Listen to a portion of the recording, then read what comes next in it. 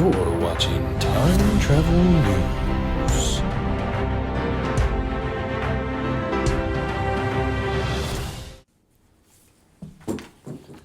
Good evening and welcome to Time Travel News, where we bring you the news that isn't new. I'm your anchor Riley, and joining me, as always, is Francis full of French people. So, Francis, what's our top story for tonight? Tonight, we're going to take a deep dive, so to speak, into the flood of Noah's Day. You know, we're all a little familiar with the story of Noah, but tonight we're going to see it in a new light. With our time travel news technology, we're going to get a first-hand account from someone very close to the scene. Oh, wow. Are we going to talk to Noah? Well, that would be great. But no. Instead, we're going to talk to this guy, Noah's next door neighbor. So, let's bring in our ace time traveling reporter, Terry Fiedofwater. Okay, Terry, ready to go? Ready. Remember, we're dropping you in just before the Ark doors close. So, get your interview and get out. We don't want you getting swept away in the flood. I'll be careful. I'm here live with Noah's next door neighbor, man who took no note. Mr. Took No Note, how long have you known Noah? Oh man, we go way back. You know, I've probably known him for 400 years now. And for most of that time, he was a great neighbor. Quiet, peaceful, never a bother. You said it for most of that time. What changed? I'll tell you what, 50 years ago, he just snapped. He started cutting down all the trees in this property, and he built this giant box. I mean, a box. Look at that thing. It's massive. It's got to be like 280 cubits. 300, actually. Great. That's even worse. I mean, that thing is such an eyesore.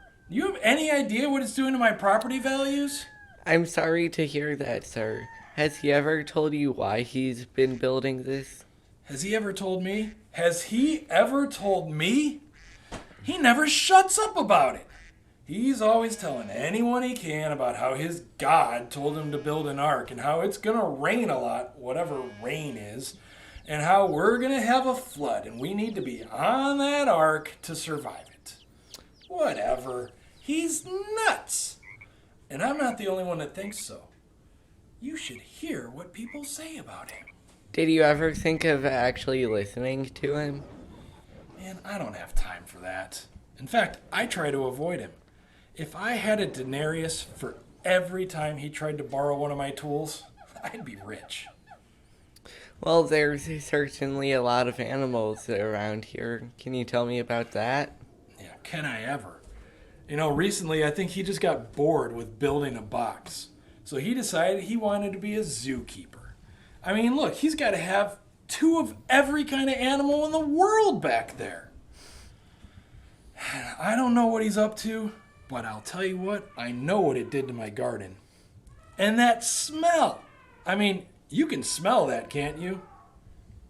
Of course you can. And don't get me started on how many times I've stepped in. I can't take it anymore. I mean, those are dangerous animals.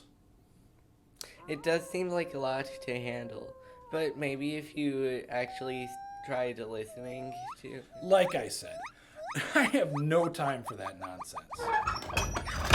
Well, hey. Looks like he's finally got them locked up in that box. Things are finally looking up. You know what? I don't mean to be rude, but I gotta get going. My wife's got dinner waiting for me, and then we've got another wedding to get to. I'll see you. Again? Well, that's the story from here in Noah's Day. Looks like things are about to get serious.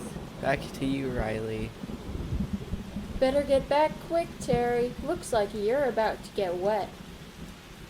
Oops, too late. After after the commercial break, we'll check in with the sports desk for scores from the very last day of the Nephilim Basketball Association. And the world's first swim meet.